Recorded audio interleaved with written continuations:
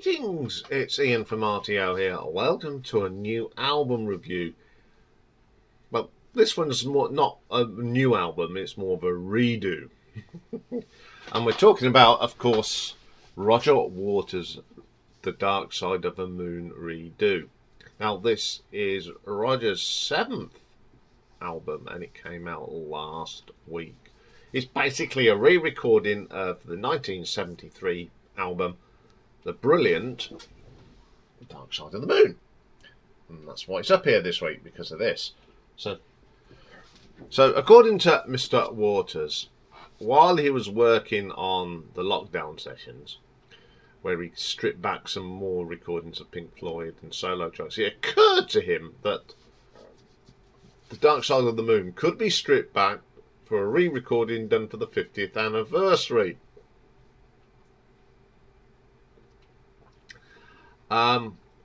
Then he went into a bit of controversy, of course. He revealed that while he was recording The Darkside of the Moon, he insisted, that the other members of Pink Floyd had contributed to the original album. It's my project, I wrote it, let's get rid of all the crap. Now, what does he mean by the crap? Does he mean the wonderful work of Richard Wright on the piano, or some of the stunning guitar pieces from Dave Gilmour, or the wonderful drumming of Nick Mason? I don't know what he was thinking when he said that. That was not a nice thing to say about them. He didn't intend to Redux to replace Darkside of the Moon, but rather intended to be a tribute to the album. I don't know where he's coming from. Nick Mason and said that it was it's annoyingly brilliant. So, yes, and he sort of supported the concept of revisiting and developing the existing work. So, yeah, and he's come out and said that, that in a later statement, Roger did say that he said, he mentioned Richard Wright and Dave Gilmour and called Nick Mason a very underrated drummer, and he's absolutely right. He is an underrated drummer, and he mentioned that, he's not just saying that because he's a great drummer, but he is his friend as well. So he sort of went back and reversed what he said to start with. So who's playing on here? So we got, of course, Roger Waters on his gravelly vocals now and bass on Any Colour You Like. Gus Siferet, who plays bass on the rest of the album, some synth. Joey Waronker on the drums, pretty good drummer. Jonathan Wilson plays guitars and synths and organ. Johnny Shepherd plays organ and piano. Via Mardot or Mardot on the theremin. And now here's another. Asniv Korkajan on vocals. Gabe Noel on string arrangements. John Carr in keyboards. Robert Walter plays the piano on The Great Gig in the Sky. So, Speak to Me. Oh, dear me. I just struggle with this. It hasn't got that brightness of the other. This has become more of a dirge.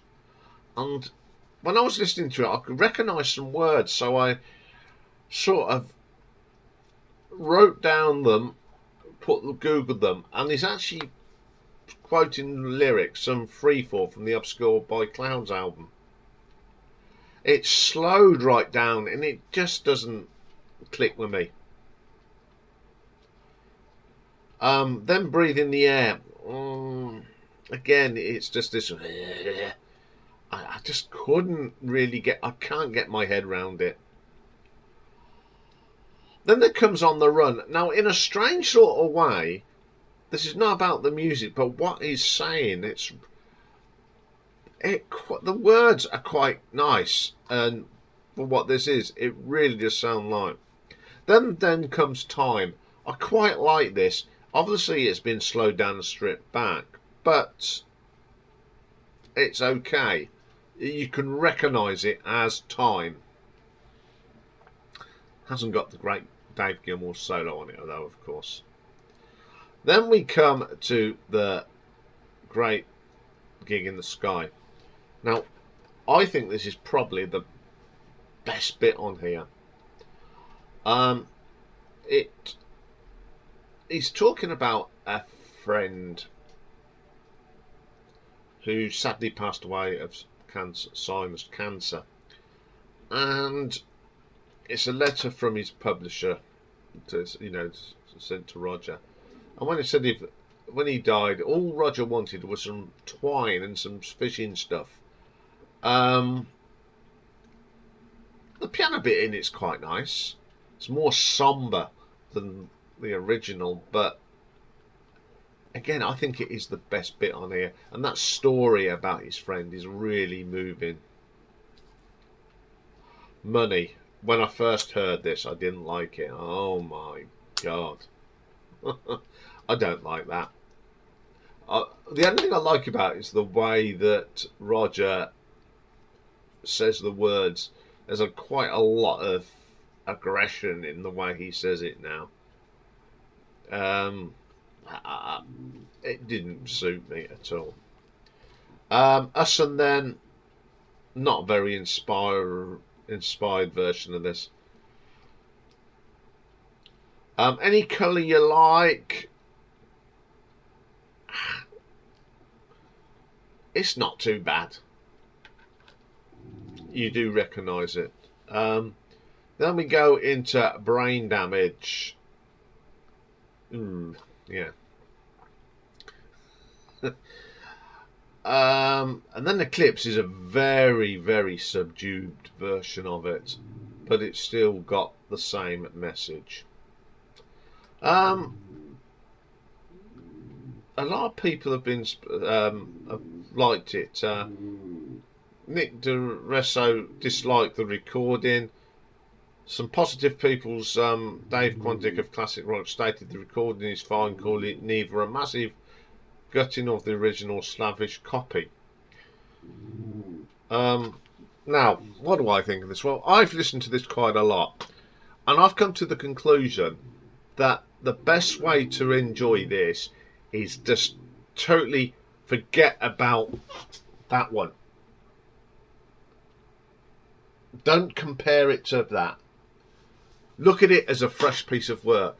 And when you look at this as a fresh piece of work, it is very clever what Roger's done.